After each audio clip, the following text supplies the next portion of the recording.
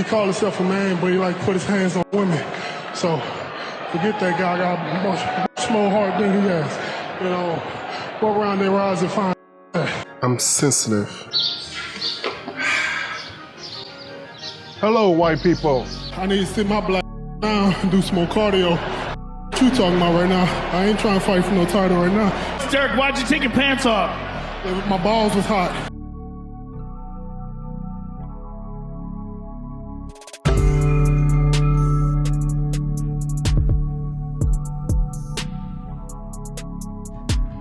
Hello. Derek Lewis is hilarious, but it's not because he tries to be, it simply is who he is. Unfiltered, he expresses himself honestly, saying things that amuse him because standard interview questions are, simply put, boring. I just gotta do number 2. That's all. I'm not with all this snow, man. Y'all can have that. For real. You know, I just hate doing interviews, so I just say whatever I want. Getting asked the same question, so and try to answer the same question like everyone else does, so I don't like doing that, so I just say whatever that comes to mind. He does not care for codes of polite conduct. He doesn't care for the rules. The man, as Bruce Lee would say, honestly expresses himself. This is why he has such a massive following on Instagram, why we love him. He shows a more vulnerable side of our humanity. With it, our fear, the hit or miss that comes into play. Will people judge us for being us? Will people like me? Typically, we revert into a politically correct way of behaving due to the fear of being judged for being too real. Why? Because it's okay for people to reject our masks, especially when it was forged specifically to please them. If they reject that mask, it must be them, not you. That doesn't change the fact that it still hurts anyways, but if they see who you really are and they reject that honest expression, that's when you feel it might really hurt, because in truth, you don't have a buffer, something like a mask to brace you for that shock. You don't have an excuse. Honesty, authenticity, it is rare because in our current era, we are subjected to regurgitating authority since birth, telling us our own thoughts and feelings are not worthy. And you know, to an extent, that is true. As a child, you don't know a whole lot, and you need to be taught in order to survive Mother Nature's ruthless storms. That is fair, but at some point, our survival mechanism of conformity has to stagnate, then disappear amongst the masses doing the exact same thing. There is nothing wrong with that. If that is what you want. Some people, they would prefer a quieter life, free of peaks and troughs, and that is perfectly fine. But when one to step up into the storm by virtue, it is very polarizing, refreshing. In a way, we either hate or admire the ones who step forward to courageously be themselves, which in truth is never perfect. It typically demonstrates the opposite. Under nature, which we too are, naturally we look very vulnerable. So how does Derek Lewis respond to this? He just does not care. He does not care what anyone thinks of him, what people think of him. This apathy, detachment towards public opinion is what frees his mind to be playfully himself, to self-amuse himself, which in turn amuses the people of this world. We appreciate those who have the courage to be themselves. Many of us wish we could do the same. And because Derek only cares about feeding his wife and family, you know, the rest to him is genuinely irrelevant. He consistently says this.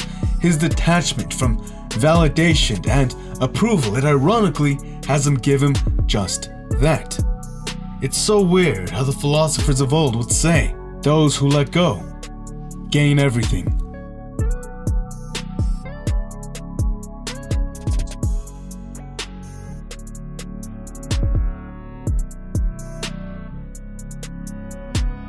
The greatest prison people live in is the fear of what other people may think. David Icke. To that extent, despite being a man who went to prison under the grace of the UFC, he is now a man who is truly free, every which way he looks. His nature is also interesting because it translates into his martial arts. He hilariously talks about how jabs are a waste of energy and how he really only looks to land a big hand. He has played off his right hand to set up a takedown, but for the most part, Derek Lewis isn't a technical martial artist. He is more so a brawler, A brawler will never go out of style for the amount of action they typically provide, and if you pair that with his hilarious character, it's no wonder the guy became such a huge name so fast. A strong chin, a large bone structure, and just sheer mass. Everything Lewis throws is dangerous. He knows this, thus similarly to Mike Perry's brawling style. Sure, he might get tooled up with technique one moment, but one punch is all this man needs. His advantage is his physical ability paired with his ruthless, indifferent intent to win. Despite what the whole world thought, despite how the whole world doubted him for his appearingly lazy nature, with it, he rose to become the number 2 contender in the heavyweight division. Now, looking at the difference in size between these two men, if you were to guess who was going to win this fight, you'd probably assume Lewis would, unless you knew the man before him is one of the greatest martial artists of all time. Daniel Cormier, to me, he represents a cornerstone of martial arts philosophy, a much smaller man using technique and work ethic to overcome the odds. Size, of course, matters. Physical advantages are very real, but time and time again, men like Daniel Cormier prove hard work and determination, a humble diligence to study and excel in their craft can, and often will, make what seems impossible in reverse appear to be the obvious outcome. He respected Derek Lewis. He understood what he wanted, a brawl in hopes of a right hand. But simply put, Daniel Cormier's Olympic pedigree in wrestling forced Lewis to play a game he had not near the grasp of. And if you ever grapple with someone who knows what they're doing, you realize even a much smaller man who knows how to leverage his weight better than you is a nightmare.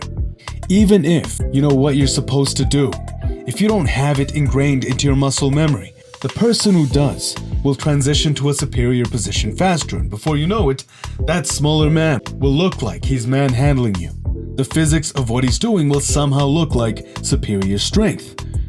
Cormier, he straight up manhandles men who look much bigger than him, and his advantage clearly isn't the physical aspect of this game, although he is, of course, very strong. But in comparison to his opponents, he appears to understand the problem, then intuitively solve it much faster than them.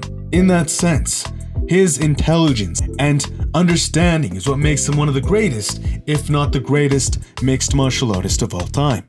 When he has his hands on you, his style appears to be holding you in a compromised position, and as you resist or defend one way, he simply waits for you to give him the opening in another. Here we see just that. In the guillotine, Derek was on his knees looking to stand. He's fighting Cormier with his strength advantage, but Cormier isn't using brawn. He's using his brain. Ankle pick. Derek Lewis never saw it coming. At one moment, he can run the pipe, but if he feels you resisting, he works with how you're using your weight.